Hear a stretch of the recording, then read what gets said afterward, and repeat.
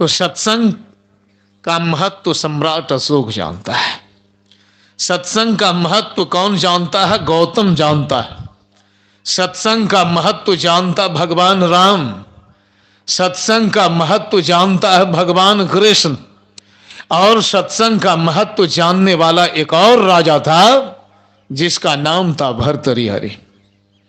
108 राजा का राजा था वो। कितना बड़ा राजा था समझ सकते हैं।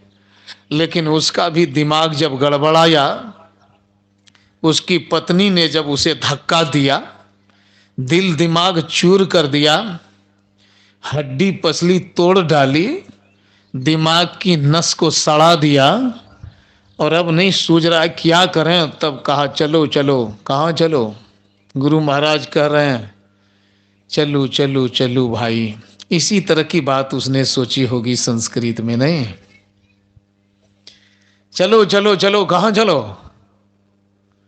किधर? किस दिशा में जाओगे? कहाँ जाएंगे? महात्मा के पास। चलो चलो चलो भाई, धरो गुरु पद है। कोई उपाय नहीं, कोई रास्ता नहीं, एकदम कोई रास्ता नहीं। सत्संग का महत्व जानता था तब ना जी, राजा की गद्दी को छोड़ दिया। किसी ने क्या छोड़ा, किसी ने क्या छोड़ा मत पूछिए, सत्संग का महत्व समझता था। हमारे गुरु महाराज भी सत्संग के महत्व को जरूर समझे होंगे, तभी तो अपनी शान को छोड़ दिया। कायस्थ कुल की शान आन बान को छोड़ दिया और ये भी लिख दिया क्या जी परीक्षा भवन में कि अब एक राम पर ही मैं भरोसा करूंगा, है ना? जरूर उनको मालूम होगा। और किनको खोज रहे थे? किनको खोज रहे थे? महात्मा को खोज रहे थे ना। धीरज लाल गुप्त से मिले, औरों से मिले, और अंत में किन से मिले जाकर? बाबा देवी साहब से। शहर मुरादाबाद में अताई मोहल्ला है, वहां पहुंच के जरूर इनको महत्व होगा मालूम। नहीं होगा मालूम? एकदम मालूम होगा। एक बादशाह थे इब्राहिम बिन अदहम मुसलमान। क्या हुआ? कबीर साहब पहुंच गए उनके दरबार में और मंत्री को कहा जी इस धर्मशाला में ठहरना है। मंत्री का पारा चढ़ा, का अंधे हो गए हो? महात्मा बना, इतनी भी अकल नहीं है? यह राजमहल है, बोलता धर्मशाला है। कहा नहीं नहीं ये धर्मशाला है, राजमहल तुम भले बोलते हो। कहा कैसे? कहा इस राजा के पहले भी कोई राजा था, उसके पहले राजा था, उसके पहले राजा था, इसके बाद भी राजा रहेगा, उसके बाद रहेगा, उसके बाद रहेगा। बोलो धर्मशाला है कि नहीं? एक आया, दूसरा गया, तीसरा आया, चौथा गया। अरे यही ना जी कि धर्मशाला में 2 दिन 3 दिन टिकते हैं आदमी, और इस राजमहल में 2 4 10 20 साल टिक रहे हैं, 40 साल, लेकिन जाएंगे कि नहीं जाएंगे? तो ये धर्मशाला है कि नहीं? कहा हाँ सही बोल रहा है। यह बात इब्राहिम बिन अदहम ने सुनी, उसका कलेजा भी थोड़ा हिला डोला, धड़का, सही बोल रहा है। एक और दिन आ गए, कबीर साहब सीधे चढ़ गए छत पर। राजा टहल रहा था। जब राजा टहल रहा था उसी समय चढ़ गए और चारों तरफ खोजने लगे, लगा कुछ खो गया है। राजा देखते हैं महात्मा को, अरे भाई वही महात्मा पहुंच गया। कहा काहे आया यहाँ जी? कहा मेरा हाथी खो गया है। तो हाथी खो गया है तो 2 महला पर हाथी आता है, उड़ने वाला हाथी था, फ्लाइंग एलिफेंट, जो कि उड़कर चला आया। बेवकूफ कहीं का, भागो। कबीर साहब ने कहा रे मूर्ख नालायक, मुझको तो तुम बेवकूफ कहता है कि हाथी उड़कर 2 महला पर नहीं चलता चढ़ता है। ये तो बात ठीक है, लेकिन गद्दी पर किनको किनको सुख मिला जो तुम आज तक सुख खोज रहे हो? तुम्हारे बाप को मिला था? जरा पूछा, इंटरव्यू लिया अपने बाप से? और जो इस गद्दी पर बैठे उनको सुख मिला कि नहीं मिला पूछा कभी? और तुमको मिला आज तक? छोड़ो दूसरी की बात, तुम किस आशा में पड़ा है, तुमको मिला है? लगा कि कोई एकदम इलेक्ट्रिक शॉक लगाया है, बिजली का धक्का। अचानक समझ में बात आ गई, चरण पकड़ लिए, कहा बस सब गया गया गया, आपकी शरण में हूं मैं अब।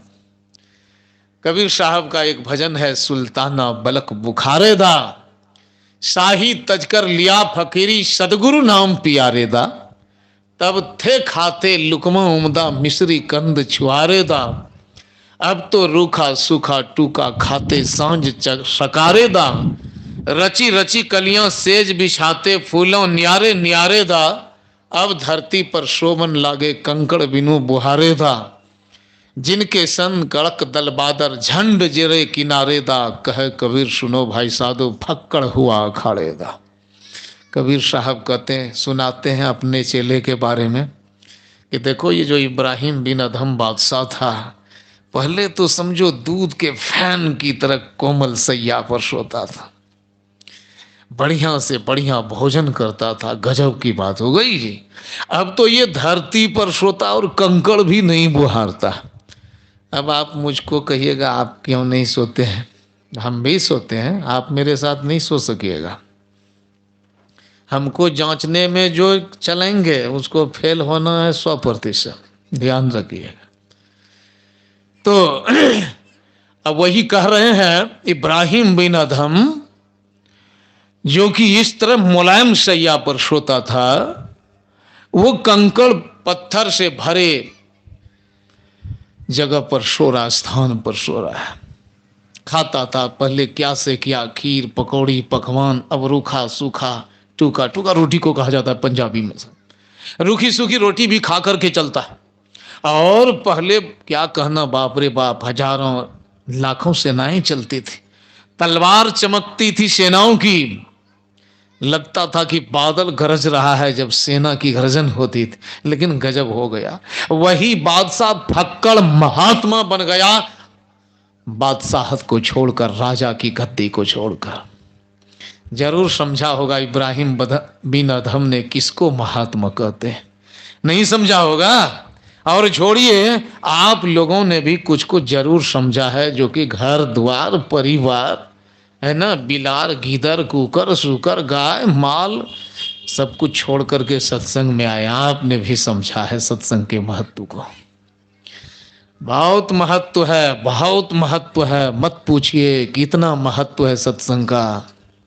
भगवान राम को उनके गुरु ने कहा, रे कृष्ण को कहा, रे आज हमको जरा टहलना है, घूमना है शहर, रथ लेते आओ। कहा ये कौन मारे बड़ी बात है, लेते आते। कहा लेकिन एक काम है, तुमको घोड़ा बनना पड़ेगा और तुम्हारी पत्नी को घोड़ी, तुम ही दोनों खींचोगे रथ को। कहा गुरुजी हम तो बोल दिए, अब पत्नी से पूछ लेते हैं मिसेस रुक्मिणी से क्या कहती है। रुक्मिणी को जाकर कहा कृष्ण भगवान ने, क्या चलोगी? घोड़ी बनने का आज मौका हाथ लगा है, गुरुजी की सेवा में रथ खींचना पड़ेगा। कहा गुरुजी की बात है तो फिर कहना क्या, चलिए। दोनों घोड़ा घोड़ी बन करके रथ खींचते थे। और कहा एक शर्त और, यदि कहीं रुका अगड़ दिगड़ किया तो चाबुक भी देंगे। और ये शर्त को स्वीकार करके भगवान कृष्ण ने कहा, हाँ गुरुदेव। भगवान कृष्ण समझते होंगे किसको कहा जाता है संत, नहीं जी। यमराज को उपदेश कर रहे थे, नहीं यमराज उपदेश कर रहे थे नचिकेता को। क्या कर रहे थे उपदेश? उत्तिष्ठत जागृत प्राप्य वरान निबोधत, अरे उठो जागो और श्रेष्ठ पुरुषों से जाकर के ज्ञान प्राप्त करो। इसलिए संत पलटू साहब ने कहा सबसे बड़ा है संत, दूसरा नाम है, तीजे 10 अवतार तिन्हें पर नाम है, ब्रह्मा विष्णु महेश सकल संसार है। अरे हाँ रे पलटू, सबके ऊपर संत मुकुट सरदार है। क्या कहते हैं, सबसे बड़े संत है, सबसे बड़े संत है। लेकिन इस बात को सब आदमी मानेंगे? एक आदमी ने पूछा सबसे बड़े संत हैं कैसे, क्या है जो संत सबसे बड़े हो गए? लंबाई तो वही है, वजन तो वही है, खाता पीता तो वही है भाई, है ना, खाता पीता वही है। बात भी उसी तरह की निकलती है, चप्पल वही पहनते, मूछ दाढ़ी उनकी भी वही है, भले थोड़ा सा काट छांट करने पर अलग शेप साइज लगती है, लेकिन है तो वही। फिर अंतर क्या हो गया? महात्मा इतने बड़े कैसे हो गए? पलटू साहब ने कह दिया सबसे बड़े हैं संत।